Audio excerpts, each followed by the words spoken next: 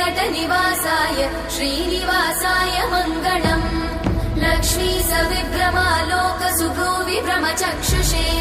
चक्षुषे सर्वलोकानां वेङ्कटेशाय मङ्गलम् श्रीवेङ्कटाद्रिशृङ्गाग्रमङ्गलाभरणाङ्गये